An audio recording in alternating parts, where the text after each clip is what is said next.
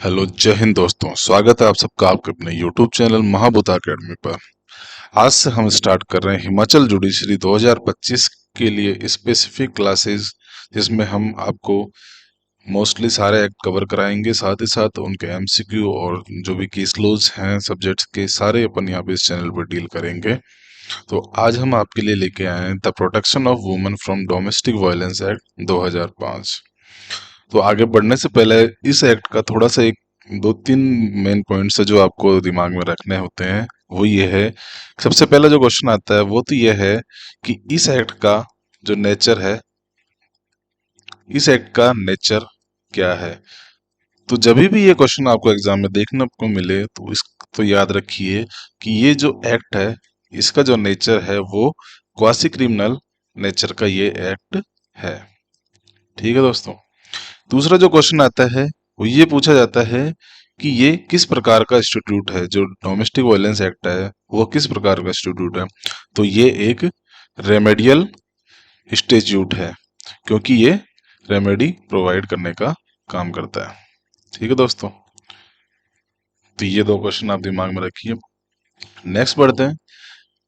दूसरी जो चीज है वो ये है कि इसका एक्ट नंबर क्या है। तो ये इसका एक्ट नंबर है 43 ऑफ 2005। मतलब कि ईयर 2005 में ये 43 नंबर पर इनेक्ट होने वाला एक्ट था। नेक्स्ट बढ़ते हैं।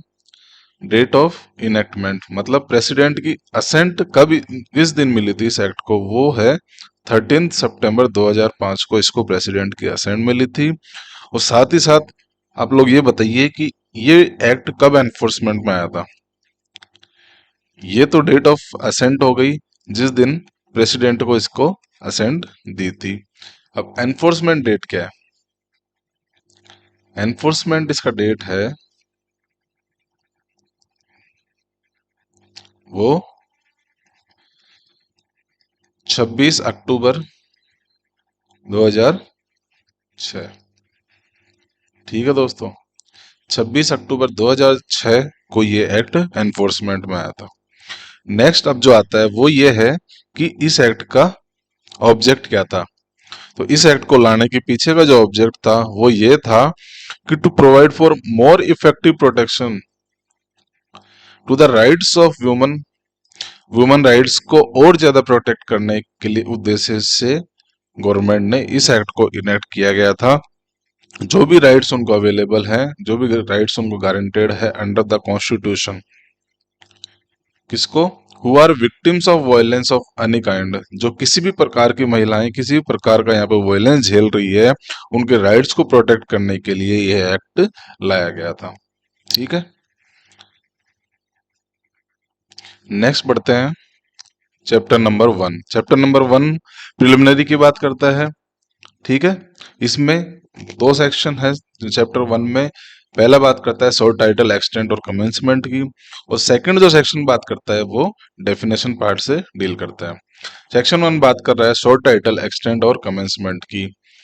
तो इस एक्ट का नाम क्या होगा, the protection of woman from domestic violence act 2005, ये इसका शॉर्ट टाइटल होगा। ये होल ऑफ इंडिया पे एप्लीकेबल होता है। अब आप लोग ये बताइए कि होल ऑफ इंडिया पे ये कब से एप्लीकेबल हुआ है और किस एक्ट के माध्यम से ये होल ऑफ इंडिया में एप्लीकेबल हुआ है।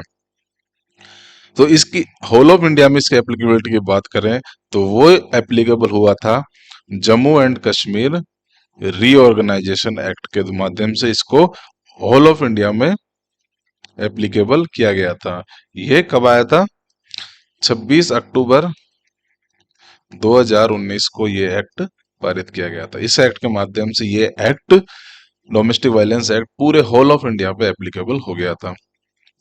फिर it shall come into force on such date as the central government, जो भी डेट फिक्स करेगी उस पे ये एनफोर्समेंट में आ जाएगा। वो अपन ने ऊपर डील कर दिया कि 26 अक्टूबर 2006 को ये ऑल ऑफ इंडिया पे एप्लीकेबल हो गया। नेक्स्ट बढ़ते हैं डेफिनेशन पार्ट पे। सेक्शन 2 इसकी बात करता है डेफिनेशन की। जो फर्स्ट नंबर की जो डेफिनेशन है वो है एग्रीव्ड पर्सन से बात करता है कि एग्रीव्ड पर्सन कौन होगा इस एक्ट में। एग्रीव्ड पर्सन का मतलब वो होगा कि कोई भी वुमन जो डोमेस्टिक रिलेशनशिप में रह रही है रेस्पोंडेंट के साथ, और जो एलिज कर रही है कि उसके साथ किसी प्रकार का डोमेस्टिक वायलेंस किया है रेस्पोंडेंट ने, उसी महिला को यहाँ पे एग्रीड पर्सन माना जाएगा। बी बात करता है चाइल्ड। चाइल्ड कौन होगा? कोई भी ऐसा पर्सन जिसकी एज बिलो 18 ईयर्स है, वो इसमें एक्ट में चाइल्ड माना जाएगा, और इसमें अडॉप्टेड, स्टेप और फॉस्टर चाइल्ड वो भी सम्मिलित होंगे। नेक्स्ट, सी बात कर रहा है कंपनसेशन ऑर्डर, जो सेक्शन 22 में दे रखा है। डी बात कर रहा है कस्टडी ऑर्डर की, जो सेक्शन 21 में बात कर रहा है। नेक्स्ट जो इंपॉर्टेंट डेफिनेशन है वो आती है डोमेस्टिक इंसिडेंट रिपोर्ट। कोई भी ऐसी रिपोर्ट जो बनाई गई है डोमेस्टिक वायलेंस की कंप्लेंट के बेसिस पे, और वो जो वायलेंस की जो कंप्लेंट आई है वो एग्रीड पर्सन के द्वारा आई है, और उसके बेसिस पे जो रिपोर्ट तैयार होती है उसको डोमेस्टिक इंसिडेंट रिपोर्ट बोला जाता है। नेक्स्ट जो इंपॉर्टेंट डेफिनेशन है वो है एफ, डोमेस्टिक वायलेंस क्या होता है, डोमेस्टिक रिलेशनशिप क्या होता है। डोमेस्टिक रिलेशनशिप का मतलब है कोई भी ऐसे रिलेशनशिप, दो पर्सन्स के बीच में कोई भी ऐसे रिलेशनशिप जो एक साथ रह रहे हैं एक शेयर हाउस होल्ड में, तो उनको अपन बोलेंगे कि वो एक डोमेस्टिक रिलेशनशिप में रह रहे हैं। Whether they are related by consanguinity, marriage, relationship in the nature of marriage, adoption, या फैमिली मेंबर्स अगर साथ में रह रहे हैं, तो उन सबको अपन यही बोलेंगे कि वो उनके बीच में एक डोमेस्टिक रिलेशनशिप एग्जिस्ट करता है। ठीक है दोस्तों, तो ये 5 चीजें अपन जरूर याद रखिए आप, कि पहला तो चाहे वो कैसे भी रह रहे हो कंजिग्निटी के द्वारा, सेकंड या मैरिज के थ्रू रह रहे हो, relationship in the nature of marriage के थ्रू रह रहे हो, जैसे कि लिव इन मैरिज की बात कर रहा है यहाँ पे ये। फोर्थ बात कर रहा है चाहे वो अडॉप्शन में हो या कोई भी फैमिली मेंबर्स जो साथ में रह रहे हैं, वो सब डोमेस्टिक रिलेशनशिप में यहाँ पे कवर होंगे। जी बात करें डोमेस्टिक वायलेंस क्या होगा, डोमेस्टिक वायलेंस का वही मतलब होगा जो सेक्शन नंबर 3 में दे रखा है। ठीक है, नेक्स्ट बढ़ते हैं। एच में बात करें डोरी। डोरी का मतलब वही होगा जो सेक्शन 2 ऑफ डोरी प्रोहिबिशन एक्ट में मेंशन कर रखा है। अब जो डेफिनेशन है इंपॉर्टेंट वो है आई। मजिस्ट्रेट क्या होगा? मजिस्ट्रेट का मतलब judicial magistrate of first class या मेट्रोपॉलिटन मजिस्ट्रेट, दोनों इसमें इंक्लूड होंगे। जे बात कर रहा है मेडिकल फैसिलिटी, जो कोई भी ऐसी फैसिलिटी जिसको नोटिफाई किया गया है स्टेट गवर्नमेंट के द्वारा एज ए मेडिकल फैसिलिटी, उसको यहाँ पे मेडिकल फैसिलिटी माना जाएगा इस एक्ट के में। नेक्स्ट बात कर रहा है इंपॉर्टेंट, इसको इंपॉर्टेंट मार्क कीजिए, मॉनेटरी रिलीफ के बात कर रहा है मॉनेटरी रिलीफ की। मॉनेटरी रिलीफ का मतलब होता है कोई भी ऐसा कंपनसेशन जो मजिस्ट्रेट के द्वारा ऑर्डर किया गया है रेस्पोंडेंट को, कि रेस्पोंडेंट पे करेगा अग्रीड पर्सन को।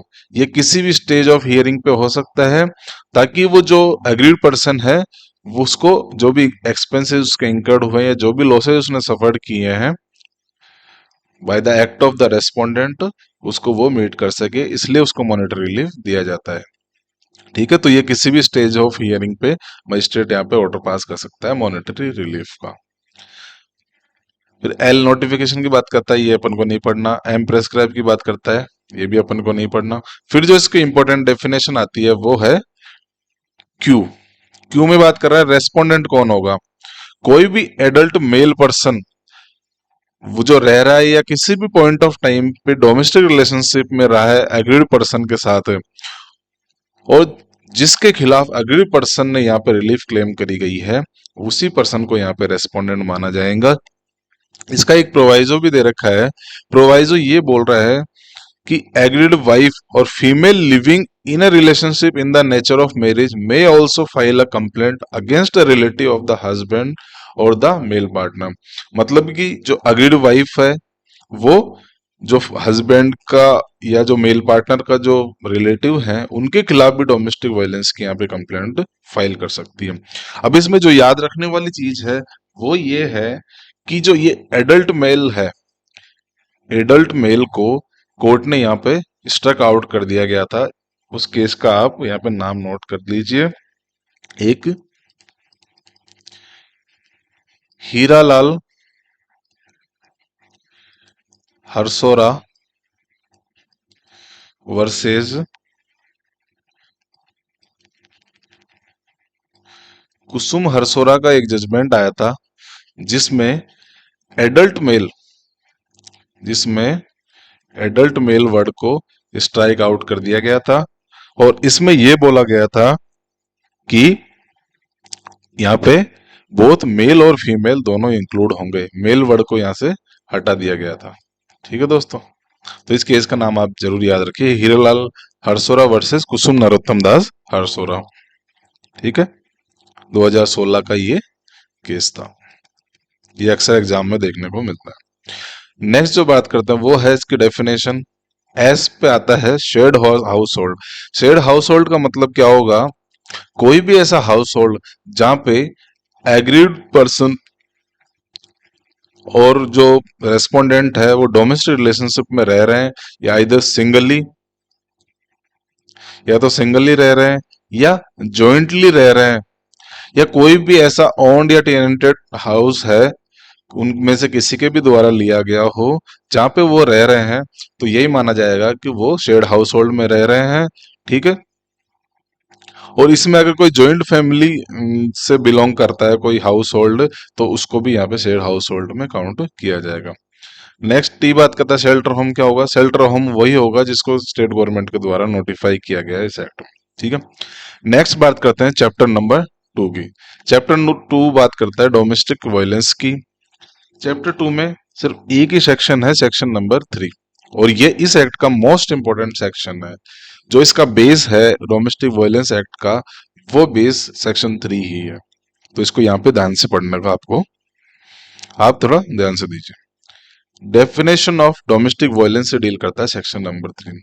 ये बात करता है for the purpose of this act, इस एक्ट के पर्पज के लिए कोई भी एक्ट, ओमिशन या कमीशन और कंडक्ट ऑफ द रेस्पोंडेंट, कोई रेस्पोंडेंट का कोई भी एक्ट, ओमिशन, कमीशन या कंडक्ट है जो कॉन्स्टिट्यूट कर रहा है डोमेस्टिक वायलेंस को, उसमें क्या क्या इंक्लूड होगा। पहला, वो हार्म या इंजर कर रहा है या एंडेंजर कर रहा है health, safety, limb, wellbeing, life, या किसी भी प्रकार से, वेदर मेंटल और फिजिकली अग्रीड पर्सन को। इसमें इंक्लूड होगा physical abuse, sexual abuse, verbal और emotional abuse and economic abuse. तो कोई रेस्पोंडेंट अगर हार्म कर रहा है, इंजर कर रहा है या एंडेंजर कर रहा है अग्रीड पर्सन की हेल्थ, लाइफ, लिम, सेफ्टी, वेलबींग को, वो किसी प्रकार से होता है, हो सकता है या तो मेंटली या फिजिकली, दोनों किसी भी प्रकार से होगा, तो यही माना जाएगा कि वो डोमेस्टिक वायलेंस का एक्ट कर रहा है। नेक्स्ट बात कर रहा है और कौन सा एक्ट यहाँ पे डोमेस्टिक वायलेंस में काउंट होगा, तो बात कर रहा है सेकंड, हैरेस कर रहा है, हार्म कर रहा है या इंजर कर रहा है, एंडेंजर कर रहा है अग्री पर्सन को, ताकि उसको डरा रहा है या उससे रिलेटेड किसी भी पर्सन को डरा रहा है ताकि वो अनलॉफुल डिमांड पूरी कर सके डोरी के लिए, तो ये भी डोमेस्टिक वायलेंस में आएगा। सी बात कर रहा है, थ्रेटन कर रहा है अग्रीड पर्सन को या कोई भी उसके रिलेटिव को किसी प्रकार के ऊपर जो मेंशन कर रखे हैं अब्यूज के लिए या अनलॉफुल डिमांड ऑफ डोरी के लिए, अगर वो थ्रेटन कर रहा है अग्रीड पर्सन को या उसके रिलेटिव को, तो वो भी यहाँ पे डोमेस्टिक वायलेंस में आएगा। डी बात कर रहा है या अदरवाइज इंजर या हार्म कॉज कर रहा है फिजिकली या मेंटली अग्रीड पर्सन को, तो वो भी यहाँ पे डोमेस्टिक वायलेंस के एक्ट में इंक्लूड होगा। अब यहाँ पे एक्सप्लेनेशन दे रखी है जिसमें मेंशन कर रखा है कि फिजिकल अब्यूज क्या होगा, सेक्सुअल अब्यूज क्या होगा, वर्बल, इमोशनल और इकोनॉमिक अब्यूज में क्या क्या इंक्लूड होगा। तो फर्स्ट बात करते हैं फिजिकल अब्यूज। फिजिकल अब्यूज में क्या क्या इंक्लूड होगा, कोई भी एक्ट या ऐसा कंडक्ट जिसका नेचर कैसा है कि वो यहाँ पे अगले पर्सन को बॉडीली पेन दे रहा है या हार्म कर रहा है या उसकी लाइफ को डेंजर कर रहा है या उसकी हेल्थ को इम्पेयर कर रहा है, तो यहाँ पे ये चीजें फिजिकल अब्यूज में आएगी। और इसमें क्या क्या इंक्लूड होगा, असॉल्ट, क्रिमिनल इंटिमिडेशन और क्रिमिनल फोर्स भी यहाँ पे इंक्लूड होगा। नेक्स्ट बात कर रहा है सेक्सुअल अब्यूज में क्या क्या इंक्लूड हो। Sexual abuse includes any conduct of sexual nature, sexual nature का कोई भी कंडक्ट जो अब्यूज कर रहा है, ह्यूमिलिएट कर रहा है, डिग्रेड कर रहा है या अदरवाइज उस वुमन की डिग्निटी को वायलेट कर रहा है, तो ये सारे यहाँ पे एक्ट सेक्सुअल अब्यूज में इंक्लूड किए जाएंगे। थर्ड बात कर रहा है वर्बल और इमोशनल अब्यूज में क्या इंक्लूड होगा, तो verbal and emotional abuse includes या तो इंसल्ट कर रहा है उसको, रिडिक्यूल कर रहा है, ह्यूमिलेट कर रहा है उसको, उसको गलत नाम से बुला रहा है, या insult radically specially with regard to not having a child. और कई बार आपने देखा होगा कि जो घरों में अगर किसी को फीमेल चाइल्ड हो जाती है तो उसको ह्यूमिलेट किया जाता है कि तेरे तो लड़का नहीं हुआ, और वैसे करके उसको ह्यूमिलेट किया जाता है। तो अगर कोई भी ऐसा पर्सन एक्ट कर रहा है इस तरीके से, तो वो भी यहाँ पे वर्बल और इमोशनल अब्यूज में आएगा, डोमेस्टिक वायलेंस की डेफिनेशन में इंक्लूड होगा वो वाला। या रिपीटेडली उसको थ्रेट कर रहा है टू कोज फिजिकल पेन देने के लिए, उसको रिपोर्ट रिपीटेडली थ्रेट कर रहा है कि मत ऐसा नहीं करेगा तो मैं तेरे को ऐसा कर दूंगा, वैसा कर दूंगा। तो वो सब चीजें यहाँ पे डोमेस्टिक वायलेंस के डेफिनेशन में इंक्लूड होगी। नेक्स्ट जो फोर्थ बात कर रहा है वो बात कर रहा है इकोनॉमिक अब्यूज की। इकोनॉमिक अब्यूज में क्या क्या इंक्लूड होगा कि उसको किसी भी प्रकार के इकोनॉमिक या फाइनेंशियल रिसोर्सेज से अगर वो डिप्राइव कर रहा है अग्री पर्सन को, रेस्पोंडेंट, तो यहाँ पे उसमें इकोनॉमिक अब्यूज में वो काउंट होगा। ठीक है, उसके स्त्री धन या जो भी उसकी प्रॉपर्टी है अग्री पर्सन की, या तो जॉइंटली या सेपरेटली, उसको लेके अगर वो फाइनेंशियली या उसको डिप्राइव कर रहा है इकोनॉमिकली, तो यहाँ पे इंक्लूड होगा। दूसरा बात कर रहा है डिस्पोज ऑफ कर रहा है या एलिनेट कर रहा है जो भी एसेट्स उसने एग्री पर्सन के पास है, वेदर इमूवेबल मूवेबल दोनों यहाँ पे इंक्लूड होंगे। कोई भी अदर वैल्यूएबल शेयर्स या सिक्योरिटीज, बॉन्ड्स, और कोई भी अगर वैल्यूएबल सिक्योरिटी है उसको वो डिस्पोज ऑफ कर रहा है एग्री पर्सन की प्रॉपर्टी को, तो वो भी यहाँ पे इकोनॉमिक अब्यूज में इंक्लूड होगा। सी लास्ट बात कर रहा है कि प्रोहिबिट कर रहा है, रेस्ट्रिक्ट कर रहा है उसको उन इकोनॉमिक रिसोर्सेज को यूज करने से, तो वो भी यहाँ पे इकोनॉमिक अब्यूज में इंक्लूड होगा। तो ये थी section number 3, definition of domestic violence से बात कर रहा है। तो इसमें physical abuse, sexual abuse, verbal emotional abuse और इकोनॉमिक अब्यूज, 4 प्रकार के अब्यूज यहाँ पे डेफिनेशन में आएंगे डोमेस्टिक वायलेंस के। तो इन प्रकार इन एक्ट अगर ये मेंशन एक्ट कर रहा है कोई भी रेस्पोंडेंट अग्री पर्सन पे, तो ये माना जाएगा कि वो डोमेस्टिक वायलेंस का एक्ट इस एक्ट में कर रहा है, फिर उसको वो लाइबल होगा जो भी यहाँ पे पनिशमेंट आगे मेंशन कर रखी है उस चीज के लिए।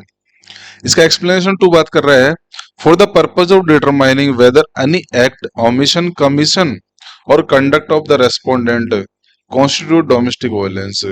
अगर ये डिटरमाइन करना है कि जो उसने एक्ट किया है वो डोमेस्टिक वायलेंस में आ रहा है या नहीं आ रहा है, तो जो भी ओवरऑल फैक्ट और सर्कमस्टेंसेस होंगे केस के, उनको कंसिडर करने के बाद ही ये डिटरमाइन किया जाएगा कि ये डोमेस्टिक वायलेंस कैन इंक्लूड हो रहा है या नहीं हो रहा। नेक्स्ट बात कर रहे हैं चैप्टर नंबर 3। चैप्टर नंबर 3 बात कर रहा है powers and duties of protection officer, service providers etcetera. ठीक है, चैप्टर नंबर 3, जिसकी चैप्टर नंबर 3 की रेंज कहां से कहां तक जाती है आप लोग बताइए जरा कमेंट बॉक्स में। चैप्टर नंबर 3 जाता है सेक्शन नंबर 4 से लेके सेक्शन नंबर 11 तक, यहाँ पे इंक्लूड करता है। सेक्शन नंबर 4 बात करता है information to protection officer and exclusion of liability of informant. Sorry, ठीक है। तो कोई भी पर्सन जिसको रीजन टू बिलीव है कि डोमेस्टिक वायलेंस का एक्ट हुआ है या हो रहा है या हो सकता है, तो वो इंफॉर्मेशन दे सकता है जाके किसी भी कंसर्न प्रोटेक्शन ऑफिसर को। ठीक है, तो किसी पर्सन को ऐसा लग रहा है कि डोमेस्टिक वायलेंस हो गया है या हो रहा है, या इन फ्यूचर वो डोमेस्टिक वायलेंस का एक्ट होने वाला है, तो वो जाके कंसर्न प्रोटेक्शन ऑफिसर को उसकी इंफॉर्मेशन बता सकते हैं। इसका सेकंड पार्ट बात कर रहा है कि जिस पर्सन ने ऊपर इंफॉर्मेशन दी है प्रोटेक्शन ऑफिसर को, उस पे कोई किसी भी प्रकार की लाइबिलिटी अराइज नहीं होगी, किसी प्रकार की, मतलब आइदर सिविल और क्रिमिनल, किसी प्रकार की वहां पे उस पर्सन पे लाइबिलिटी क्रिएट नहीं होगी अगर वो गुड फेथ में इंफॉर्मेशन दे रहा है प्रोटेक्शन ऑफिसर को, ताकि वो डोमेस्टिक वायलेंस के जो एक्ट हो रहा है उसको रोक सके। तो उस पर्सन पे किसी प्रकार की सिविल और क्रिमिनल लाइबिलिटी के लिए वो अराइज नहीं होगी उस पे। नेक्स्ट बात कर रहा है सेक्शन नंबर 5। सेक्शन नंबर 5 बात कर रहा है duties of police officer, service providers and magistrates. तो इसमें बात कर रहा है कोई police officer, protection officer, service provider या मजिस्ट्रेट जिसके पास इंफॉर्मेशन रिसीव हुई है, उसके पास कंप्लेंट आई है डोमेस्टिक वायलेंस की, या वो अदरवाइज प्रेजेंट था at the place of incident of domestic violence, ठीक है, या when the incident of domestic violence is reported to whom. तो इसमें क्या बोल रहा है कि कोई भी police officer, protection officer, service provider या मजिस्ट्रेट, या तो उनके पास कंप्लेंट आई है, या वो अदरवाइज उस स्पॉट पे प्रेजेंट थे जहां पे इंसिडेंट हुआ है डोमेस्टिक वायलेंस पे, या उनको रिपोर्ट किया गया है डोमेस्टिक वायलेंस के इंसिडेंट को। तो वो क्या करेंगे, उनकी क्या क्या ड्यूटीज है, शैल इन्फॉर्म, ये चारों क्या करेंगे, इन्फॉर्म करेंगे अग्रीड पर्सन को। अब क्या किस चीज के लिए इन्फॉर्म करेंगे, पहला तो उसको बताएंगे of her right to make an application, की उसके पास राइट है कि वो एप्लीकेशन लगा सकती है रिलीफ क्लेम करने के लिए। अब रिलीफ में वो क्या क्या क्लेम कर सकती है, प्रोटेक्शन ऑर्डर के लिए, या monetary relief, custody order, residence order, या कंपनसेशन ऑर्डर, या कोई सी भी अदर प्रकार के रिलीफ के लिए वो एप्लीकेशन फाइल कर सकती है, उस अग्री पर्सन को बताएंगे ये चारों। दूसरा, उसको बताएंगे कि जो भी सर्विस प्रोवाइडर्स अवेलेबल हैं उनकी सर्विसेज के बारे में उसको बताएंगे। थर्ड बात कर रहा है, प्रोटेक्शन ऑफिसर जो अवेलेबल है उसकी सर्विसेज के बारे में बताएंगे कि आप प्रोटेक्शन ऑफिसर के पास जाके ये सर्विसेज अवेल कर सकते हैं। नेक्स्ट बात कर रहा है कि उसको ये भी बताएंगे कि उसको फ्री लीगल एड का भी ऑप्शन है उसके पास राइट है कि वो जाके फ्री लीगल सर्विसेज ले सकती है under legal service authorities act 1987 के, उसको फ्री लीगल एड प्रोवाइड कराएंगे, ये चीज उसको बताएंगे। लास्ट उसको बताएंगे कि उसके पास राइट है कि वो जाके एक कंप्लेंट भी फाइल कर सकती है under section 498 A of IPC. 498 A IPC किससे डील करता है, अब आप सब लोग बताइए कमेंट बॉक्स में। सेक्शन 498 बात कर रहा है क्रूअल्टी से, ठीक है। सेक्शन 498 किससे बात कर रहा है, सेक्शन 494 बात करता है, 498 ए बात कर रहा है क्रूअल्टी के प्रोविजन से, ठीक है। तो उसको बताएंगे कि उसके पास राइट है कि वो जाके 498 ए की कंप्लेंट भी फाइल कर सकती है। इसमें एक प्रोवाइजो दे रखा है, प्रोवाइजो ये बताता है कि nothing in this act shall be construed in any, इस एक्ट में मेंशन कोई भी बात से ये आइडिया नहीं लगा, अंदाजा नहीं लगाया जाएगा कि वो रिलीव कर रहा है किसी भी पुलिस ऑफिसर को उसकी ड्यूटी करने से, to proceed in accordance with the law upon receipt of information as to the commission of cognizable offense। मतलब ऊपर ये जो चारों लोग एक्ट कर रहे हैं, तो इसका ये मतलब नहीं निकाला जाएगा कि ये किसी भी पुलिस ऑफिसर को अपनी ड्यूटी रिलीव करने के लिए प्रोवाइड कर रहा है, ठीक है। पुलिस ऑफिसर वैसे ही अपनी ड्यूटी परफॉर्म करेगा जैसे रीजनेबल केस में, नॉर्मल केस में वो ड्यूटी परफॉर्म करता है, ठीक है। नेक्स्ट बात करते हैं सेक्शन नंबर 6। सेक्शन नंबर 6 बात कर रहा है ड्यूटीज ऑफ शेल्टर होम। अगर अग्रीड पर्सन या उसके बिहाफ पे प्रोटेक्शन ऑफिसर या सर्विस प्रोवाइडर ने रिक्वेस्ट करी है किसी भी शेल्टर होम के इंचार्ज से कि उसको अग्रीड पर्सन को शेल्टर प्रोवाइड किया जाए, तो वो जो फिर इंचार्ज है शेल्टर होम का, वो उस अग्रीड पर्सन को प्रोवाइड करेगा shelter in the shelter home, ठीक है। नेक्स्ट बात करते हैं ड्यूटीज ऑफ मेडिकल फैसिलिटी। ये भी वैसे ही है कि या तो अग्रीड पर्सन या उसके बिहाफ पे प्रोटेक्शन ऑफिसर या सर्विस प्रोवाइडर्स रिक्वेस्ट करते हैं इंचार्ज ऑफ मेडिकल फैसिलिटी को जाके कि उसको मेडिकल फैसिलिटी प्रोवाइड की जाए अग्रीड पर्सन को, तो फिर वो जो इंचार्ज है उसकी ड्यूटी होगी कि वो उस अग्रीड पर्सन को जाके मेडिकल फैसिलिटी प्रोवाइड करेगा। नेक्स्ट बात करते हैं सेक्शन नंबर 8। सेक्शन नंबर 8 बात कर रहा है appointment of protection officer. State government appoint करेगी such number of protection officer जो भी उसको नेसेसरी लग रहा है इन ईच डिस्ट्रिक्ट, हर डिस्ट्रिक्ट में स्टेट गवर्नमेंट अपॉइंट करेगी प्रोटेक्शन ऑफिसर जो उसको रीजनेबल लग रहा है, ठीक है। And shall also notify the area or areas within a protection officer shall exercise his powers and perform his duties। तो पहला तो बात कर रहा है कि स्टेट गवर्नमेंट हर डिस्ट्रिक्ट में प्रोटेक्शन ऑफिसर अपॉइंट करेगी और ये नोटिफाई भी करेगी कि वो जो प्रोटेक्शन ऑफिसर अपॉइंट किया गया है वो किन एरियाज में जाके अपनी ड्यूटी और पावर पर एक्सरसाइज करेगा, ये भी स्टेट गवर्नमेंट नोटिफाई करेगी। जो प्रोटेक्शन ऑफिस, फिर नेक्स्ट बात कर रहा है कि जो प्रोटेक्शन ऑफिसर यहाँ पे अपॉइंट किया गया, वो कोशिश की जाएगा कि shall as far as possible be women, कि जो प्रोटेक्शन ऑफिसर यहाँ पे अपॉइंट किया जा रहा है वो जहां तक पॉसिबल हो एक वुमन प्रोटेक्शन ऑफिसर को अपॉइंट किया जाएगा, जिसके पास वो सारी क्वालिफिकेशन और एक्सपीरियंस होंगे जो यहाँ पे स्टेट गवर्नमेंट के द्वारा प्रेस्क्राइब किया जाएगा। ठीक है। थर्ड बात कर रहा है कि जो टर्म्स एंड कंडीशन होगी सर्विसेज की, प्रोटेक्शन ऑफिसर की सर्विसेज की या अदर ऑफिसर्स जो भी सबॉर्डिनेट हैं उसके, वो जो भी प्रेस्क्राइब करेगी स्टेट गवर्नमेंट, उन टर्म्स एंड कंडीशन के अकॉर्डिंग वो अपनी सर्विसेज प्रोवाइड करेंगे। ठीक है। नेक्स्ट बात कर रहा है duties and functions of protection officer. अब जो सेक्शन 8 में जो प्रोटेक्शन ऑफिसर को अपॉइंट किया गया था, उसकी ड्यूटीज और उसके फंक्शन पावर्स क्या क्या होंगे, वो यहाँ पे सेक्शन 9 में मेंशन कर रखा है। तो उसकी ड्यूटीज क्या की होगी? पहला तो बात कर रहा है कि वो असिस्ट करेगा मजिस्ट्रेट को इन discharge of his function, magistrate को अपने फंक्शन डिस्चार्ज करने में वो असिस्ट करेगा। सेकंड बात कर रहा है एक डोमेस्टिक इंसिडेंट रिपोर्ट बनाएगा जाके मजिस्ट्रेट को, जो भी फॉर्म और मैनर प्रेस्क्राइब कर रखा है उसके अकॉर्डिंग, जैसे उसके पास कंप्लेंट आई डोमेस्टिक इंसिडेंट की, तो वो जाके एक डोमेस्टिक इंसिडेंट रिपोर्ट बना के मजिस्ट्रेट को प्रोवाइड कर देगा। ठीक है।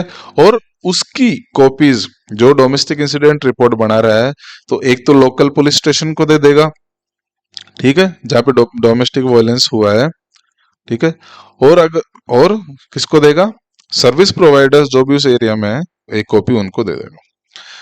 सी बात कर रहा है कि एक एप्लीकेशन बनाएगा मजिस्ट्रेट के सामने for the issuance of a protection order. अगर अग्री पर्सन डिजायर कर रहा है तो उसके बिहाफ पे वो मजिस्ट्रेट के सामने एक एप्लीकेशन लगाएगा प्रोटेक्शन ऑर्डर को इश्यू करने के लिए। ठीक है। नेक्स्ट जो क्या ड्यूटी परफॉर्म करेगा प्रोटेक्शन ऑफिसर, वो ये है कि टू एंश्योर करेगा कि जो एग्रीड पर्सन है उसको प्रॉपर लीगल एड प्रोवाइड की जाए under legal service authorities act 1987 में। ठीक है। और जो भी उसके लिए फॉर्म दे रखा है वो उसको फ्री ऑफ कॉस्ट प्रोवाइड किया जाएगा। नेक्स्ट ई बात कर रहा है कि एक लिस्ट मेंटेन करेगा जो भी सर्विस प्रोवाइडर्स हैं जो legal aid, counselling, shelter home या मेडिकल फैसिलिटीज प्रोवाइड कर रहे हैं उसके जुरिडिक्शन में, जिस मजिस्ट्रेट के पास वो काम जुरिडिक्शन में वो काम कर रहा है, तो उस जुरिडिक्शन में जितने भी legal aid, counselling, shelter home या मेडिकल फैसिलिटीज प्रोवाइड कर रहे हैं सर्विस प्रोवाइडर्स, उनकी एक लिस्ट मेंटेन करेगा। एफ बात कर रहा है कि जो भी एग्री पर्सन है उसको एक सेफ शेल्टर होम प्रोवाइड करेगा, और उसकी जो रिपोर्ट है उसकी एक कॉपी कहाँ करेगा? उसको जो नियरेस्ट पुलिस ऑफिसर है जिसके जुरिडिक्शन में वो शेल्टर होम है उसको जाके दे देगा। फिर जी बात कर रहा है to get the aggrieved person medical, aggrieved person को मेडिकली एग्जामिन करवाएगा। ठीक है। और जो मेडिकल रिपोर्ट आएगी वो उस पुलिस स्टेशन को जहाँ पे वो डोमेस्टिक वायलेंस हुआ है और जिस मजिस्ट्रेट के जुरिडिक्शन में वो आ रहा है, उन दोनों को एक एक कॉपी दे देगा। और एच बात कर रहा है to ensure that the order of for monetary relief under section 20 जो भी सेक्शन 20 में जो मॉनिटरी रिलीफ के लिए ऑर्डर पास किया गया उसको एंश्योर करवाएगा कि वो कंप्लाई विद हो जाए और उसको प्रॉपरली एग्जीक्यूट हो जाए। फिर लास्ट बात कर रहा है to perform such other duties as may be, जो भी अदर ड्यूटीज प्रेस्क्राइब कर रखी है ऊपर दी गई ड्यूटीज के अलावा, तो वो भी वो ड्यूटीज वो परफॉर्म करेगा। इसका सेकंड पार्ट बात कर रहा है कि the protection officer shall be, जो प्रोटेक्शन होगा वो under the control and supervision of magistrate रहेगा and shall perform the duties impose on him by the magistrate, और जो भी ड्यूटीज मजिस्ट्रेट के द्वारा उस पर इम्पोज की गई है उनको फुलफिल करेगा, परफॉर्म करेगा, और जो गवर्नमेंट के द्वारा कोई ड्यूटीज पास की गई है वो भी वो फुलफिल करेगा। ठीक है। तो इसमें आपको याद रखने की चीज यही है कि जो प्रोटेक्शन ऑफिसर है वो कंट्रोल और सुपरविजन में रहेगा मजिस्ट्रेट के। ठीक है। नेक्स्ट बात कर रहे हैं 10, सेक्शन 10 बात कर रहा है सर्विस प्रोवाइडर्स की। तो कोई भी वॉलंटरी एसोसिएशन जो रजिस्टर्ड है अंडर सोसाइटीज रजिस्ट्रेशन एक्ट 1860, या कोई भी कंपनी जो रजिस्टर्ड है अंडर कंपनीज एक्ट 1956, और any other for law for the time being in force with the object, जो किस ऑब्जेक्ट से ताकि वो प्रोटेक्ट कर सकें the rights and interest of woman by any lawful means including for providing legal aid, medical facilities, financial और other assistant. ऐसी कोई भी एसोसिएशन या कंपनी है वो जाके रजिस्टर करवा सकती है अपने आप को स्टेट गवर्नमेंट के पास एज ए सर्विस प्रोवाइडर। तो कोई भी वॉलंटरी एसोसिएशन है या कोई भी कंपनी है रजिस्टर्ड 1956 में, वो जाके स्टेट गवर्नमेंट के पास खुद को as a service provider register करवा सकती है, ताकि वो जो भी फैसिलिटीज हैं, लीगल एड, मेडिकल फैसिलिटी, वो प्रोवाइड करवा सके। ठीक है, इसमें नेक्स्ट बात कर रहे हैं, इसमें एक चीज यहाँ पे मेंशन नहीं कर रखी है इस एक्ट में, इसमें ये मेंशन कर लीजिए कि जो ये 1956 का जो एक्ट था, कंपनीज एक्ट, वो अब चेंज हो गया, वो ये 2013 का कंपनीज एक्ट हो गया। ये यहाँ पे आप थोड़ा सा याद रखिए। नेक्स्ट इसका बात कर रहा है कि सर्विस प्रोवाइडर्स जो रजिस्टर्ड हो गए ऊपर सबसेक्शन 1 में, जो सर्विस प्रोवाइडर्स जो रजिस्टर्ड हो चुके हैं स्टेट गवर्नमेंट के पास से, उनके पास पावर है कि वो जाके रिकॉर्ड कर सकते हैं, डोमेस्टिक इंसिडेंट रिपोर्ट बना सकते हैं, जो भी प्रेस्क्राइब फॉर्म दे रखा है अगर अग्री पर्सन चाह रहा है तो, और जो भी इंसिडेंट रिपोर्ट बनाई है उनकी इसकी एक कॉपी मजिस्ट्रेट को और एक कॉपी उसको प्रोटेक्शन ऑफिसर जिसके भी जुडिक्शन में वो डोमेस्टिक वायलेंस हुआ है, उनको एक एक कॉपी प्रोवाइड कर देंगे। सेकंड बात कर रहा है कि सर्विस प्रोवाइडर्स क्या क्या क्या कर सकते हैं कि वो मेडिकल एग्जामिन करवा सकते हैं उस एग्रीड पर्सन को, और उस मेडिकल रिपोर्ट को प्रोटेक्शन ऑफिसर और जो पुलिस स्टेशन है, लोकल पुलिस स्टेशन जहाँ पे डोमेस्टिक वायलेंस हुए हैं, वहां पे एक एक कॉपी उनको सर्व कर दी जाएगी। थर्ड क्या काम कर सकते हैं, उनके पास क्या पावर है कि एंश्योर करेंगे कि जो एग्रीड पर्सन है उसको प्रॉपर शेल्टर होम प्रोवाइड हो गया हो, अगर वो उसको रिक्वायरमेंट है तो, और उसको अगर वहां पे लॉज कर दिया, अग्री पर्सन को वहां पे अगर शेल्टर होम प्रोवाइड कर दिया गया है, तो जिस पुलिस स्टेशन के लिमिट्स में वो शेल्टर होम आ रहा है, उस पर्सन को, उस पुलिस स्टेशन को वहां पे एक रिपोर्ट भेज दी जाएगी। ठीक है, इसमें थर्ड जो इंपॉर्टेंट याद रखने वाली चीज ये है कि कोई भी सूट, प्रोसिक्यूशन या अदर लीगल प्रोसीडिंग इनिशिएट नहीं की जाएगी किसी भी ऐसे सर्विस प्रोवाइडर या सर्विस प्रोवाइडर के मेंबर के खिलाफ जो यहाँ पे गुड फेथ में एक्ट कर रहा है एग्री पर्सन के बेनिफिट के लिए। ठीक है, जो भी उसको ड्यूटीज और पावर्स उसको डिस्चार्ज करने के लिए दी गई है, अगर वो गुड फेथ में उनको डिस्चार्ज कर रहा है, ठीक है, तो उन ऐसे किसी भी मेंबर या सर्विस प्रोवाइडर्स के खिलाफ कोई भी सूट, प्रोसिक्यूशन या अदर लीगल प्रोसीडिंग यहाँ पे इनिशिएट नहीं की जाएगी। ठीक है, नेक्स्ट बात करते हैं ड्यूटीज ऑफ गवर्नमेंट। सेक्शन 11 बात करता है कि गवर्नमेंट की क्या क्या ड्यूटीज होगी। अब यहाँ पे दोनों ही गवर्नमेंट की यहाँ पे ड्यूटीज मेंशन करी गई है कि सेंट्रल गवर्नमेंट और स्टेट गवर्नमेंट दोनों ही एंश्योर करेंगे और मेजर्स लेंगे ताकि जो भी प्रोविजंस है इस एक्ट के, उनकी वाइड पब्लिसिटी हो सके थ्रू पब्लिक मीडिया, जिसमें क्या क्या इंक्लूड होगा, टेलीविजन, रेडियो और हर प्रकार का प्रिंट मीडिया। तो पहली ड्यूटी तो क्या होगी गवर्नमेंट की कि वो इस एक्ट के जो प्रोविजंस है उनको वाइडली पब्लिसिटी करेगी उनकी थ्रू पब्लिक मीडिया।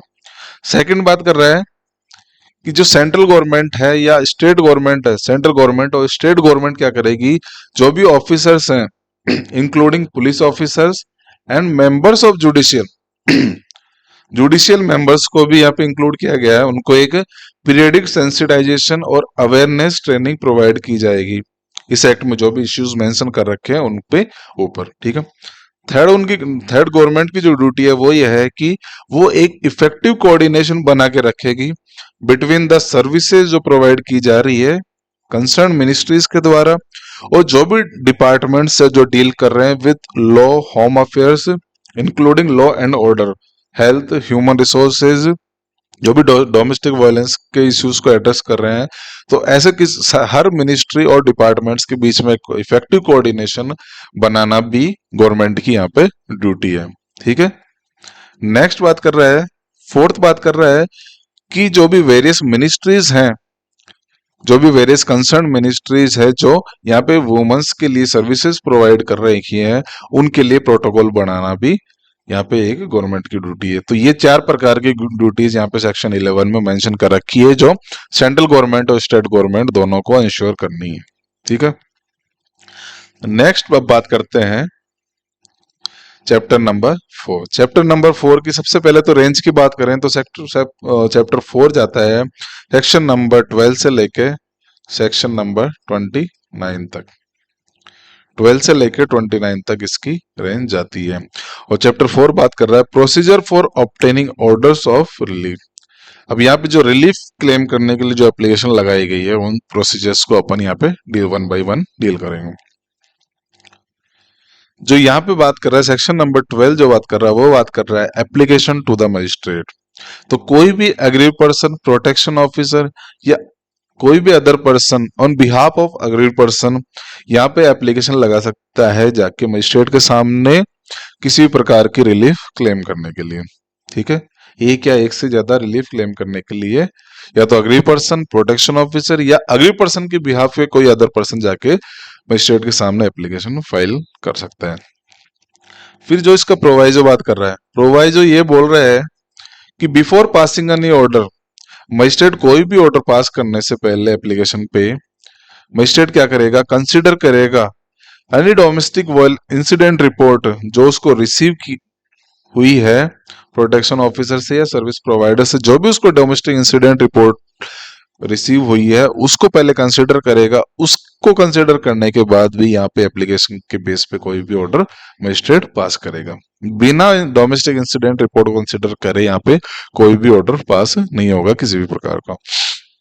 नेक्स्ट बात कर रहा है, इसी में सेकंड बात कर रहा है कि जो relief sort for under section 1, जो ऊपर सबसेक्शन 1 में जो रिलीफ क्लेम की गई है, रिलीफ मांगी गई है, उसमें इंक्लूड हो सकता है relief for issuance of order for payment of compensation और डोमेस्टिक सॉरी कंपनसेशन और डैमेजेस के लिए भी वो रिलीफ क्लेम कर सकता है। ऊपर जो ऑर्डर में क्लेम कर रहा है एप्लीकेशन में, उसमें उसके साथ साथ वो कंपनसेशन या डैमेजेस भी क्लेम कर सकता है। ठीक है, अब जो नेक्स्ट बात कर रहा है इसका प्रोवाइजो बात कर रहा है। प्रोवाइजो क्या बात कर रहा है इसका, जो वो बात कर रहा है कि मान लीजिए कोई भी कंपनसेशन या डैमेजेस का ऑर्डर पास कर दिया अगले पर्सन के फेवर में किसी भी कोर्ट ने, ठीक है, तो जो अमाउंट यहाँ पे या तो जो उसको पेड कर दिया है जो फ्यूचर में पेबल है उस ऑर्डर के परसुएंस में, तो अब जो मजिस्ट्रेट यहाँ पे सेक्शन 12 में डील कर रहा है तो वो जो प्रीवियसली कंपनसेशन और डैमेजेस उसको प्रोवाइड किए गए हैं एग्री पर्सन को, उन डैमेजेस और कंपनसेशन को भी यहाँ पे कोई भी ऑर्डर पास करने से पहले उन डैमेजेस को यहाँ पे कंसिडर करेगा। ठीक है, नेक्स्ट बात कर रहा है इसका थर्ड कि every application shall be in such form. कोई जो भी फॉर्म या मैनर प्रेस्क्राइब किया गया उसी फॉर्म और मैनर में एप्लीकेशन लगेगी।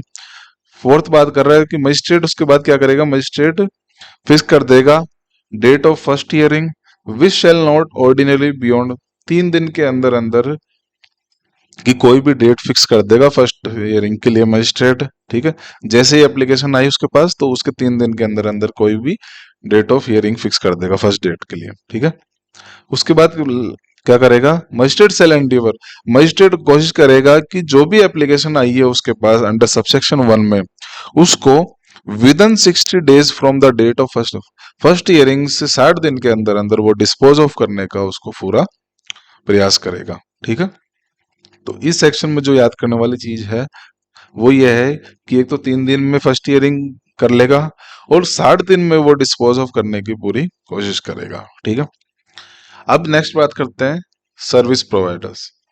सेक्शन 13 बात कर रहा है सर्विस ऑफ नोटिस। ऊपर एप्लीकेशन आ गई, मजिस्ट्रेट ने date of first hearing fix कर दी। अब उसके बाद क्या करेगा, notice of the date of hearing fix, जो भी ऊपर फर्स्ट हियरिंग के लिए जो डेट फिक्स की गई है मजिस्ट्रेट के द्वारा, उसका जो नोटिस है वो मजिस्ट्रेट क्या करेगा, प्रोटेक्शन ऑफिसर को दे देगा वो नोटिस, और फिर प्रोटेक्शन ऑफिसर क्या करेगा, उसको जाके सर्व करवा देगा रेस्पोंडेंट पे या कोई भी अदर पर्सन उसमें मेंशन किया गया है नोटिस में, उसको जाके प्रोटेक्शन ऑफिस से जाके डील उसको सर्व कर देगा with in a maximum period 2 दिन के अंदर। जैसे उसको नोटिस प्राप्त हुआ वो जाके उसको 2 दिन के अंदर अंदर वो नोटिस को सर्व कर देगा। सेकंड इसका बात कर रहा है declaration of service on notice by the protection of. अब प्रोटेक्शन ऑफिस ने मान लीजिए कि डिक्लेयर कर दिया है कि सर मैंने तो जाके नोटिस सर्व कर दिया, जो भी आपने फॉर्म बताया था, प्रिस्क्राइब फॉर्म बताया था, उसमें नोटिस सर्व कर दिया, तो ये फिर यही मान लिया जाएगा कि वो नोटिस सर्व हो चुका है unless the contrary is prove. ठीक है, नेक्स्ट बात करते हैं सेक्शन नंबर 14। सेक्शन नंबर 14 बात कर रहा है काउंसलिंग।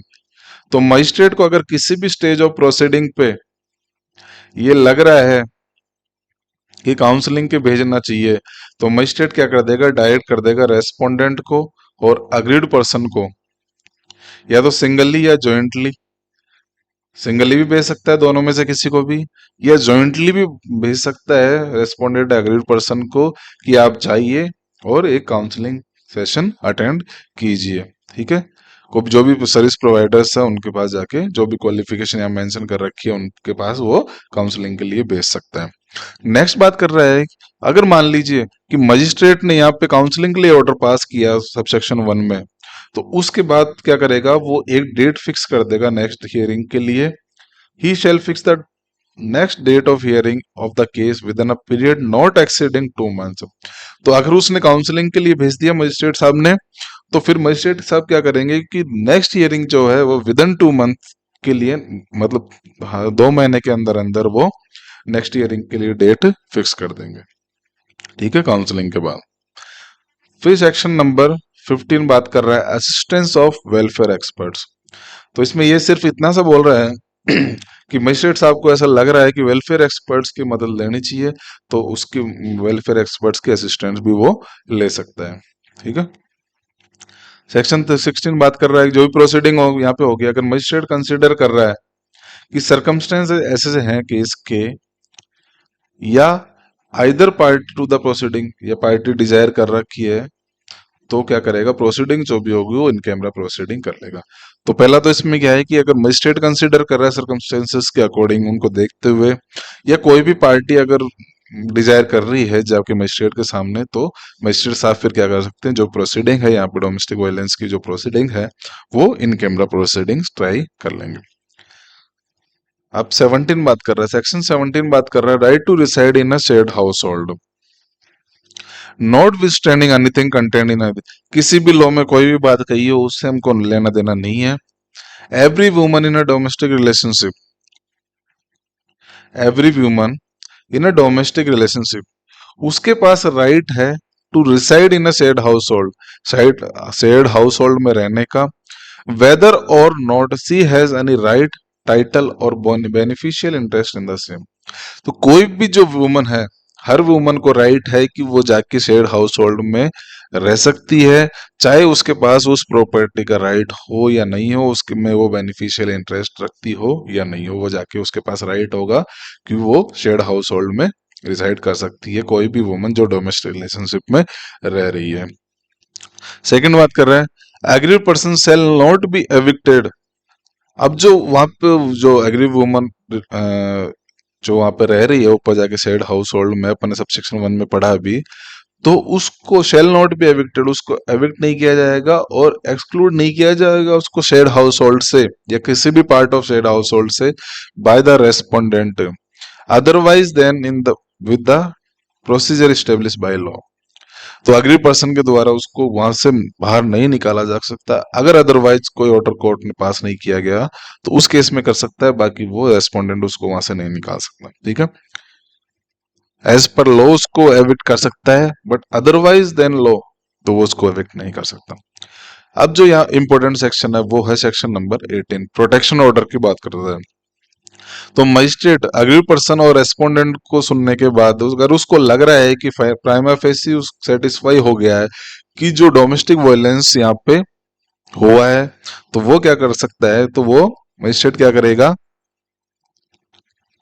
पास कर सकता है protection of order in favour of the agreed person, और प्रोहिबिट कर सकता है प्रोटेक्शन ऑफ, क्या करेगा मजिस्ट्रेट, प्रोटेक्शन ऑर्डर पास कर देगा अग्रीड पर्सन के फेवर में, और प्रोहिबिट कर देगा, किसको प्रोहिबिट करेगा, रेस्पोंडेंट को, कि वो जाके क्या क्या नहीं करेगा, कि किसी भी प्रकार का डोमेस्टिक वायलेंस कमिट नहीं करेगा, एड और अबेट नहीं करेगा डोमेस्टिक वायलेंस के किसी भी प्रकार के एक्ट में। तीसरा, एंटर नहीं करेगा किसी भी ऐसे प्लेस पे जहां पे एग्री पर्सन एम्प्लॉय, वहां पे एम्प्लॉयमेंट में है वो। और if the person agree with child, अगर मान लिया अग्री पर्सन चाइल्ड है तो उसके स्कूल या जो भी अदर प्लेसेज वो फ्रीक्वेंटली विजिट करता है वहां पे जाके वो एंटर नहीं करेगा। डी बात कर रहे हैं कि अटेम्प्ट नहीं करेगा किसी प्रकार से अग्री पर्सन से कम्युनिकेट करने के लिए। अब इसमें ओरल और रिटर्न, इलेक्ट्रॉनिक या टेलीफोनिक कांटेक्ट, सभी प्रकार के यहाँ पे कम्युनिकेशन यहाँ पे इंक्लूड हो रहे हैं। तो वो किसी प्रकार से उससे कम्युनिकेट करने की कोशिश नहीं करेगा अग्री पर्सन से। ये बात कर रहा है कि एलिनेट नहीं करेगा कोई भी उसके असेट्स हैं एग्री पर्सन के, या जो भी बैंक लॉकर या बैंक अकाउंट्स वो यूज कर रहा है, ठीक है, या दोनों का जॉइंट है, तो उनको वो एलिनेट नहीं करेगा। जो भी उसके एसेट्स हैं, उसके स्त्री धन या कोई भी अदर प्रॉपर्टी उसने हेल्ड कर रखी है, ठीक है, या तो वो चाहे जॉइंटली भी हो चाहे सिंगली हो, तो उसको एलिनेट नहीं करेगा रेस्पोंडेंट। एफ बात कर रहा है कोजिंग वोयलेंस टू द डिपेंडेंट्स, जो अग्री पर्सन है उसके डिपेंडेंट्स पे भी किसी प्रकार का वोयलेंस क्रिएट नहीं करेगा, ठीक है। फिर लास्ट इसका जी बात कर रहा है commit any other act as specified, जो भी प्रोटेक्शन ऑर्डर में अगर और भी कोई यहाँ पे मेंशन कर रखा है तो वो भी एक्ट वो कमिट नहीं करेगा। वो सब चीजें यहाँ पे प्रोहिबिट कर रखी है प्रोटेक्शन ऑर्डर में, ठीक है। सेक्शन 18 बात कर रहा है प्रोटेक्शन ऑर्डर की। अब नेक्स्ट बात कर रहा है सेक्शन नंबर 19। सेक्शन 19 बात कर रहा है रेजिडेंस ऑर्डर की। अब क्या बात कर रहा है सेक्शन 19, बोल रहा है कि while disposing of application under subsection 1 of section 12, section 12 में जो एप्लीकेशन आई है उसको डिस्पोज करते टाइम अगर मजिस्ट्रेट सेटिस्फाई है कि डोमेस्टिक वायलेंस एक्ट हुआ है अग्री पर्सन के ऊपर, तो वो एक रेजिडेंस ऑर्डर भी पास कर सकता है।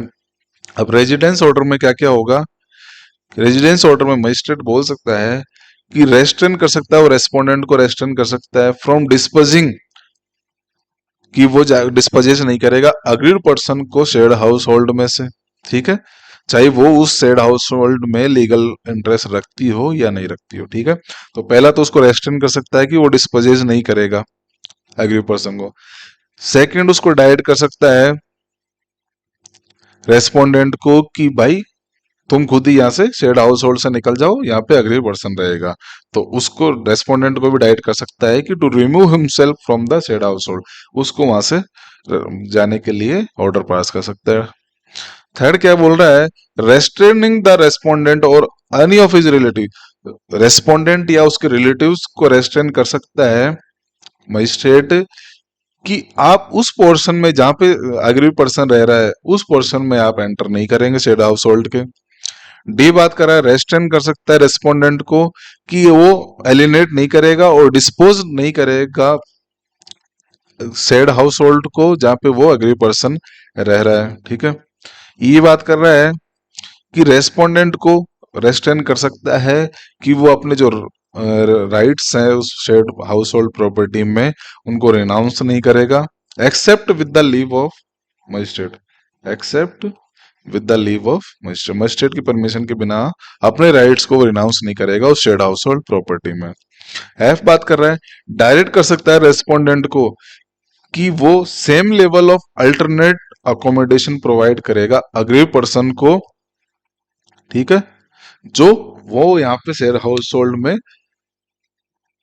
जो उसके पास यहाँ पे शेयर्ड हाउस होल्ड में जो अकोमोडेट कर रही थी, जो रह रही थी, उसी सेम लेवल का वो अकोमोडेशन दूसरी जगह वो प्रोवाइड करेगा। अगर प्रोवाइड नहीं कर रहा है तो उसके लिए वो रेंट प्रोवाइड करेगा फिर अग्री पर्सन को, ठीक है। तो ये सारे ऑर्डर पास कर सकता है मजिस्ट्रेट सेक्शन 19 में। अब इसका प्रोवाइजो बात कर रहे हैं, no order under section B. अब सेक्शन बी में क्या बोल रहा था कि डायरेक्ट नहीं करे, वो डायरेक्ट कर सकता है रेस्पोंडेंट को कि वो शेयर्ड हाउस होल्ड खुद निकल जाए जहां पर एग्री पर्सन रह रहे हैं। तो अब यहाँ पे बोल रहा है कि जो उसको रेस्पोंडेंट को रिमूव करने के लिए बोल रहा है, तो वो वाला order shall not be pass against any person who is a woman. अगर कोई भी वुमन है, मान लीजिए रेस्पोंडेंट की साइड से कोई वुमन है, तो उस पर्सन को वहां पे वो एविक्शन के लिए ऑर्डर पास नहीं करेगा मजिस्ट्रेट, ठीक है। वो एग्री पर्सन के साथ रह सकती है उसी शेयर्ड हाउस होल्ड में। सेकंड इसका बात कर रहा है कि मजिस्ट्रेट इम्पोज कर सकता है एडिशनल कंडीशन या कोई भी उसको उचित लग रही है दूसरी कंडीशन तो वो पास कर सकता है to protect and to provide for the safety of the aggrieved person की सेफ्टी के लिए या चाइल्ड की सेफ्टी के लिए। थर्ड बात कर रहा है मजिस्ट्रेट में require from the restaurant, magistrate को अगर लग रहा है तो रेस्पोंडेंट से बॉन्ड भी भरवा सकता है विद और विदाउट श्योरिटीज ताकि वो डोमेस्टिक वायलेंस एक्ट ना करे। फोर्थ बात कर रहा है कि जो भी ऑर्डर पास किया गया यहाँ पे जो सबसेक्शन 3 में जो बॉन्ड भरवाया है वो बॉन्ड यहाँ पे ऐसे ही डीम किया जाएगा कि वो चैप्टर 8 ऑफ सीआरपीसी का बॉन्ड भरवाया गया है और फिर उसको उसी अकॉर्डिंग डील किया जाएगा। अब चैप्टर 8 किस बात के लिए प्रोविजन मेंशन कर रखा है आप लोग बताइए। तो चैप्टर 8 बात कर रहा है security for peace and good behaviour, peace and good behaviour के लिए सिक्योरिटी की बात कर रहा है, ठीक है। नेक्स्ट फिफ्थ बात कर रहा है while passing order under subsection 1, 2 and 3 court क्या कर सकता है डायरेक्ट कर सकता है ऑफिसर इंचार्ज को, जो भी नियरेस्ट पुलिस ऑफिसर इंचार्ज है उसको डायरेक्ट कर सकता है कि वो जाके अग्री पर्सन को प्रोटेक्शन प्रोवाइड करेगा और असिस्ट करेगा उसको एप्लीकेशन फाइल करने में, ठीक है। नेक्स्ट क्या कर सकता है while making order under subsection 1 में जब ऑर्डर पास कर रहा है तो मजिस्ट्रेट क्या कर सकता है रेस्पोंडेंट पे ऑब्लिगेशन लगा सकता है to the discharge of rent or other payments having regard to the financial needs and resources of the party, तो उस पे ये कंडीशन भी मेंशन कर सकता है कि वो rent or other payments provide करेगा। 7 बात कर रहा है कि मजिस्ट्रेट डायरेक्ट कर सकता है ऑफिसर इंचार्ज को जिसके जुडिक्शन में in jurisdiction the magistrate has been approved, जिसकी जुडिक्शन में मजिस्ट्रेट एक्ट कर रहा है यहाँ पे कि वो जाके प्रोटेक्शन ऑर्डर जो पास किया है उसमें उसके इम्प्लीमेंटेशन में असिस्ट करेगा वो ऑफिसर इंचार्ज। लास्ट जो बात कर रहा है 8 बात कर रहा है कि मजिस्ट्रेट डायरेक्ट कर सकता है रेस्पोंडेंट को to return to the position of the aggrieved person, कि वो अग्री पर्सन की पोजीशन में दे दे कोई भी ऐसा स्त्रीधन या अदर प्रॉपर्टी या वैल्यूएबल सिक्योरिटी है जिसके लिए वो अग्री पर्सन एंटाइटल है, तो मजिस्ट्रेट उसको रेस्पोंडेंट को ऑर्डर पास कर देगा कि वो जो प्रॉपर्टी है उसका स्त्रीधन है उसको वापस लौटा दे, ठीक है। नेक्स्ट बात कर रहा है मॉनेटरी रिलीफ, सेक्शन नंबर 20 बात कर रहा है मॉनेटरी रिलीफ। तो जब सेक्शन 12 में एप्लीकेशन से डील कर रहा है तो मजिस्ट्रेट क्या कर सकता है मजिस्ट्रेट में डायरेक्ट द रेस्पोंडेंट टू पे मॉनेटरी रिलीफ, रेस्पोंडेंट को डायरेक्ट कर सकता है कि वो मॉनेटरी रिलीफ प्रोवाइड करे अग्री पर्सन को ताकि वो जो भी उसको एक्सपेंस इंकर हुए हैं जो लॉसेज उसने सफर किए हैं उनको पूरा कर सके, ठीक है। सच रिलीफ में include but not limited to, और जो रिलीफ मॉनेटरी रिलीफ वो प्रोवाइड कर रहा है उसमें ये जो नीचे दे रखे हैं वो भी इंक्लूड होंगे बट यहीं तक लिमिटेड नहीं होंगे, उसमें और भी अदर एडिशनल प्रोवाइड भी कर सकता है मजिस्ट्रेट। तो उसमें क्या क्या इंक्लूड होगा लॉस ऑफ अर्निंग्स, जो भी मेडिकल एक्सपेंसेस हुए हैं, जो भी लॉस कॉज हुआ है due to the destruction damage और रिमूवल प्रॉपर्टी के कारण अगर कोई भी लॉस कॉज हुआ है तो उसके लिए भी वो मेंशन करेगा। डी बात कर रहा है the maintenance of the aggrieved person as well as her children if any including an order or in addition to order of maintenance under section 125, section 125 CrPC maintenance की बात कर रहे हैं और any other law for the time being in force, ठीक है। तो यहाँ पे जो मॉनेटरी रिलीफ का ऑर्डर पास कर रहा है तो वो सेक्शन 125 सीआरपीसी या कोई भी अदर लॉ में जो मेंटेनेंस का ऑर्डर है उसके एडिशन में होगा यहाँ पे जो मॉनेटरी रिलीफ प्रोवाइड की है। तो यहाँ पे ये याद रख, बस सिर्फ ये याद रखिए कि जो यहाँ पे जो मॉनेटरी रिलीफ प्रोवाइड करेगी वो इन एडिशन में होगी अदर ऑर्डर, ठीक है। सेकंड बात कर रहा है कि जो monetary relief granted under section, इस सेक्शन में जो मॉनेटरी रिलीफ ग्रांट की गई है वो एडिक्वेट होगी, फेयर और रीजनेबल होगी और कंसिस्टेंट होगी, जो भी standard of living agree person उसका जो स्टैंडर्ड ऑफ लिविंग है उसके कंसिस्टेंट में रहेगी, उसके एडिक्वेट रहेगी जो भी मॉनेटरी रिलीफ यहाँ पर प्रोवाइड करेगी। थर्ड बात कर रहा है magistrate shall have the power, magistrate के पास पावर है कि वो अप्रोप्रिएट लमसम पेमेंट भी दिला सकता है या मंथली पेमेंट दिला सकता है मेंटेनेंस के लिए, जैसा भी उसको उचित लगे। फोर्थ बात कर रहा है magistrate shall send a copy of the order. अब जो यहाँ पे मॉनेटरी रिलीफ प्रोवाइड की गई है मजिस्ट्रेट को द्वारा, उसकी जो कॉपी है, ऑर्डर की कॉपी है, वो क्या करेगा मजिस्ट्रेट, क्या करेगा पार्टीज को दे देगा जिसने एप्लीकेशन लगाई है, और एक copy in charge of police station को दे देगा जिसकी जुरिडिक्शन में रेस्पोंडेंट रह रहा है। ठीक है। नेक्स्ट फिफ्थ बात कर रहा है respondent shall pay the monetary relief granted to the aggrieved person within the period space. जो भी मॉनेटरी रिलीफ के ऑर्डर में जो टाइम मेंशन कर रखा है, तो रेस्पोंडेंट उस पीरियड में उसको पेमेंट कर देगा एग्री पर्सन को। सिक्स बात करें अपॉन द फेलियर, अगर मान लीजिए रेस्पोंडेंट फेल हो जाता है पेमेंट करने से, तो मजिस्ट्रेट फिर क्या करेगा, मजिस्ट्रेट में डायरेक्ट द एम्प्लॉयर जो भी उसका एम्प्लॉयर है रेस्पोंडेंट का, या जो भी उसका डेटर है रेस्पोंडेंट का, उसको डायरेक्ट कर देगा कि वो डायरेक्टली जो भी उसको पे करना है वो सीधे जाके अग्री पर्सन को दे रेस्पोंडेंट की बजाय, या डिपॉजिट करा दे कोर्ट में। ठीक है। जो भी उसको वेजेज और सैलरीज हैं या उसका जो भी डेप्ट है वो या तो अग्री पर्सन को दे दे या जाके कोर्ट में जमा करा दे। ठीक है। रेस्पोंडेंट को ना दे, तो ये भी ऑर्डर पर कोर्ट पास कर सकता है। नेक्स्ट बात कर रहा है सेक्शन 21। सेक्शन 21 बात कर रहा है कस्टडी ऑर्डर से। मजिस्ट्रेट किसी भी स्टेज ऑफ हियरिंग पे, किसी भी स्टेज ऑफ हियरिंग पे मजिस्ट्रेट को अगर लग रहा है प्रोटेक्शन ऑर्डर या कोई भी अदर रिलीफ की जब वो हियरिंग चल रही है, उस दौरान अगर मजिस्ट्रेट को लगता है तो वो टेम्पररी कस्टडी ग्रांट कर सकता है चाइल्ड की टू द अग्रीड पर्सन, या जो भी पर्सन एप्लीकेशन यहाँ पे लगा रहा है उस पर्सन को वहां पे चाइल्ड की टेम्पररी कस्टडी दे सकता है। और अगर उसको नेसेसरी लग रहा है तो अरेंजमेंट्स कर देगा कि वो रेस्पोंडेंट भी उस चाइल्ड से जाके मिल सकता है। बट अगर इस प्रोवाइजो दे रखा है कि अगर मजिस्ट्रेट को लगता है कि जो अगर अगर रेस्पोंडेंट चाइल्ड से मिलेगा तो चाइल्ड का इंटरेस्ट अफेक्ट होगा, तो मजिस्ट्रेट फिर रिफ्यूज कर देगा टू अलाउ सच विजिट, फिर उसको रिफ्यूज कर देगा कि आप जाके उससे नहीं मिल सकते चाइल्ड से। ठीक है। नेक्स्ट बात कर रहा है कंपनसेशन ऑर्डर, सेक्शन 22। सेक्शन 22 बात कर रहा है कंपनसेशन ऑर्डर से।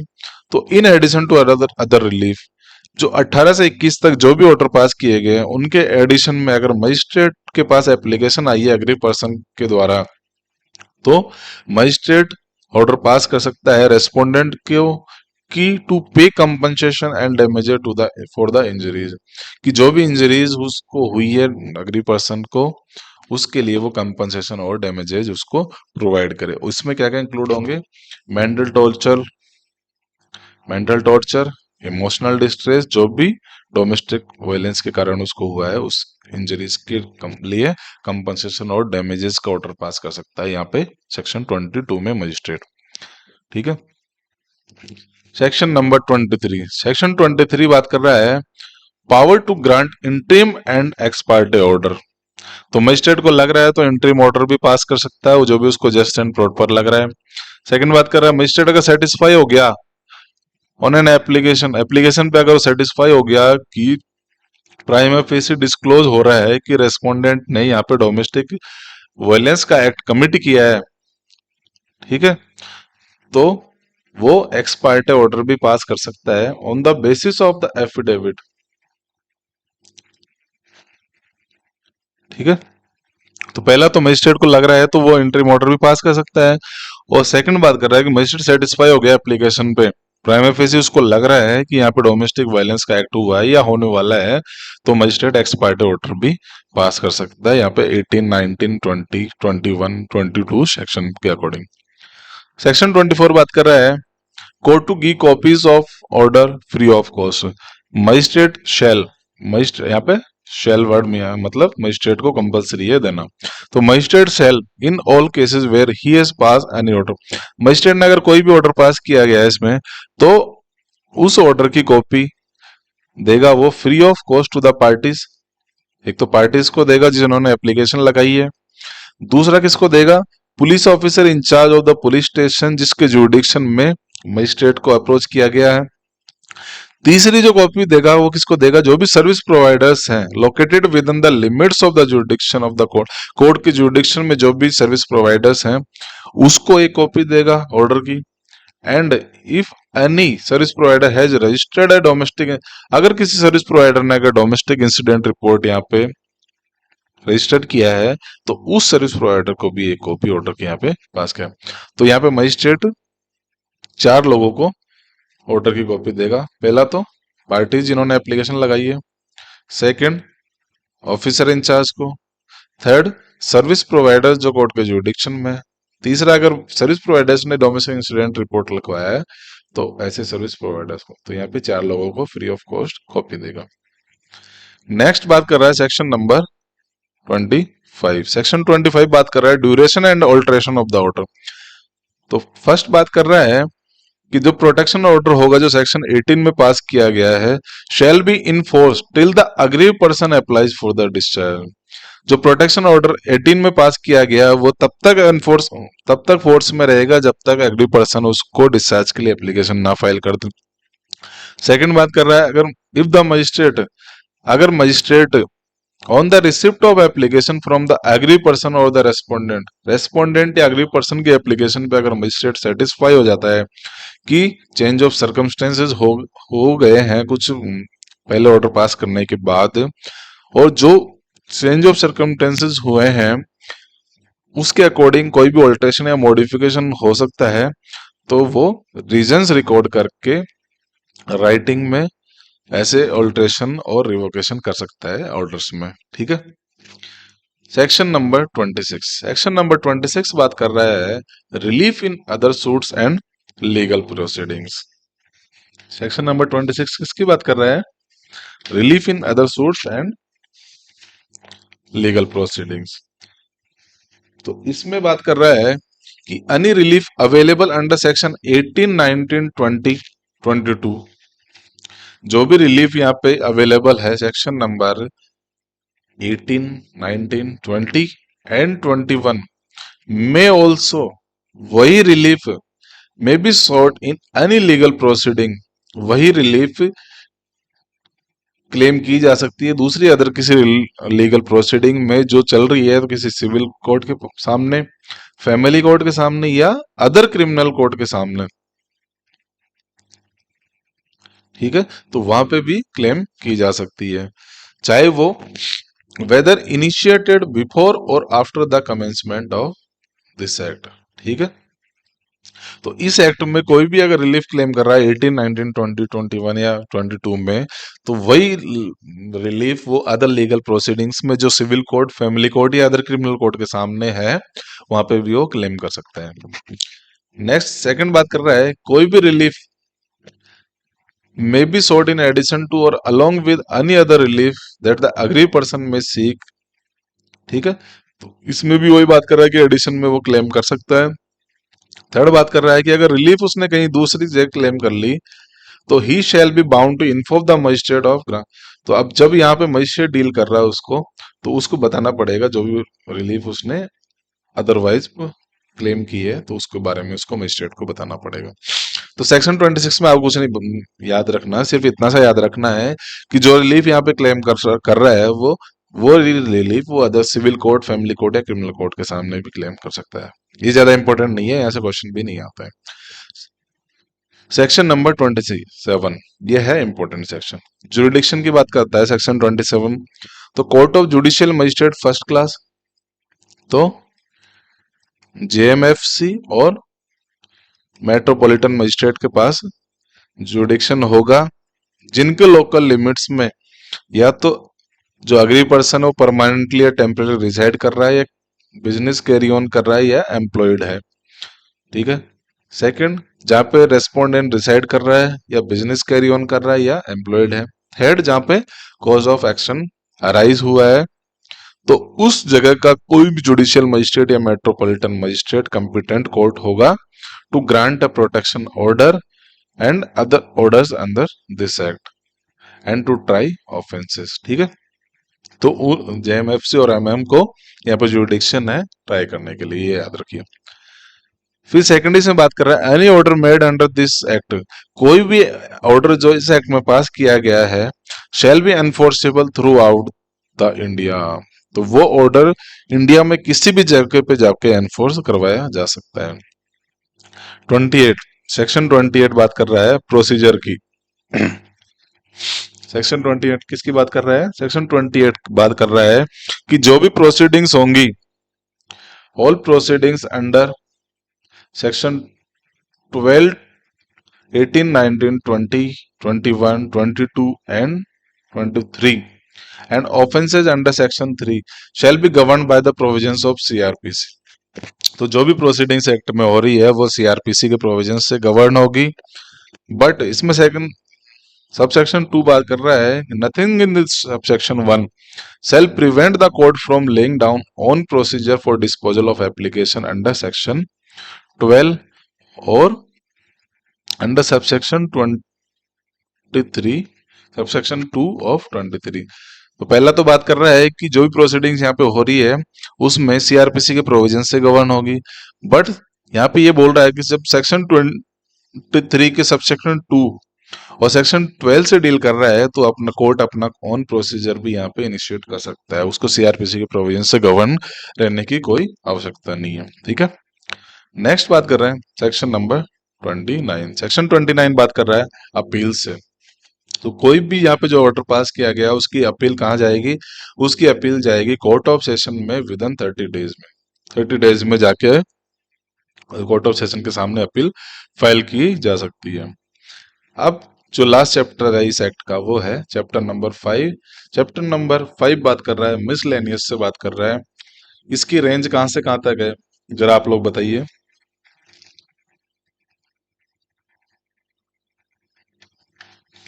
चैप्टर नंबर 5 की रेंज क्या है आप लोग कमेंट बॉक्स में मेंशन कीजिए।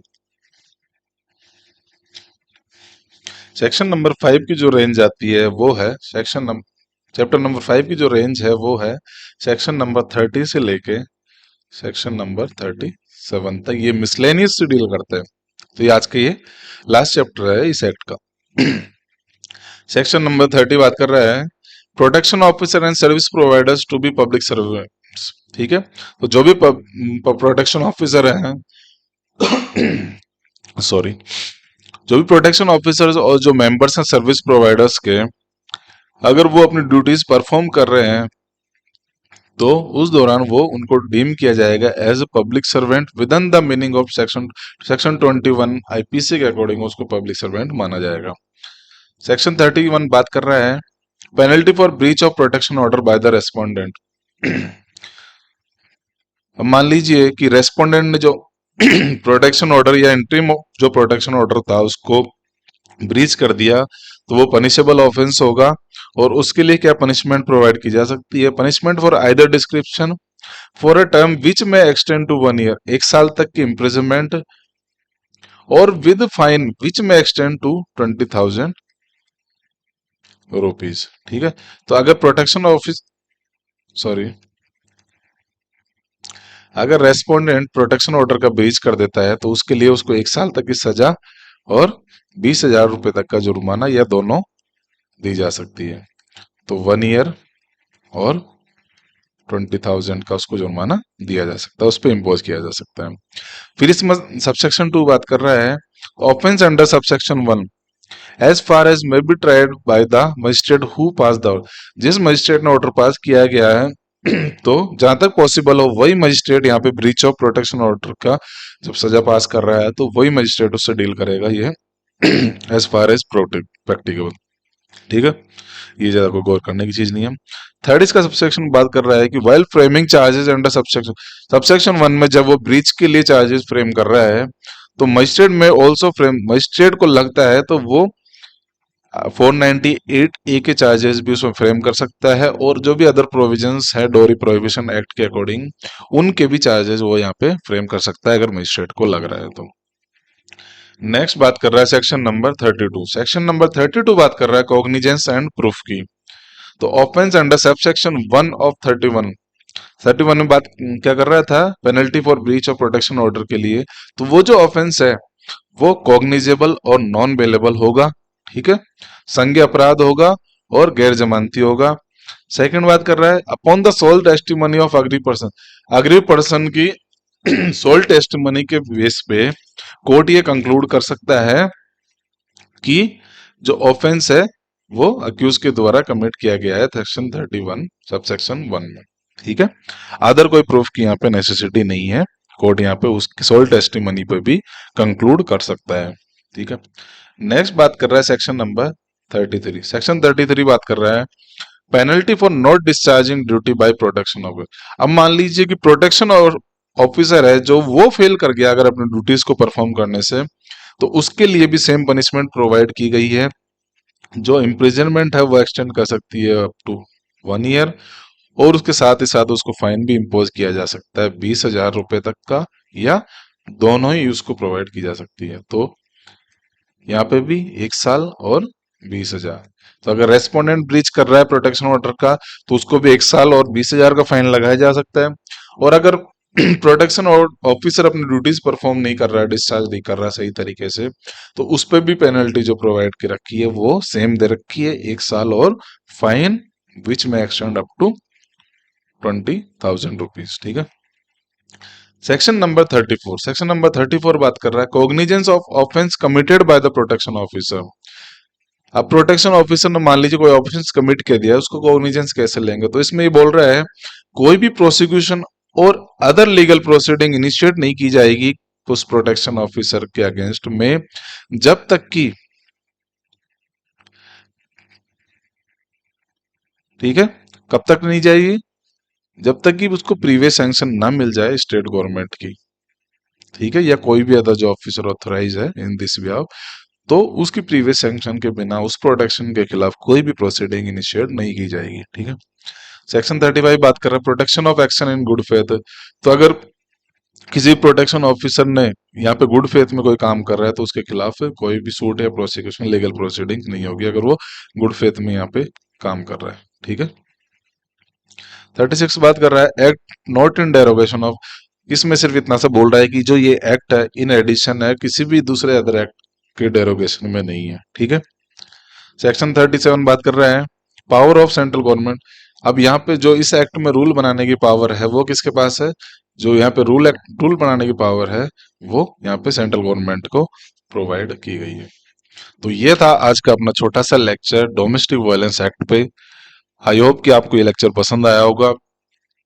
और हिमाचल जुडिशरी 2025 के जो भी स्टूडेंट्स तैयारी कर रहे हैं वो इस चैनल के साथ जुड़े रहिए, क्योंकि आने वाले समय में हम और भी एक्ट्स यहाँ पे कवर करेंगे, उनके एमसीक्यू सेशन भी लेंगे, और साथ ही साथ केस लॉज भी यहाँ पे आपको प्रोवाइड की जाएंगे इस चैनल पे, ताकि हिमाचल जुडिशरी की आपकी एक ओवरऑल यहाँ पे तैयारी हो सके। ठीक है, तो आप बने रहिए आपके अपने चैनल महाबूता अकेडमी पर। आज के लिए बस इतना ही। आप आपसे विदा लेते हैं, मिलते हैं नेक्स्ट लेक्चर में। तब तक के लिए जय हिंद, जय भारत।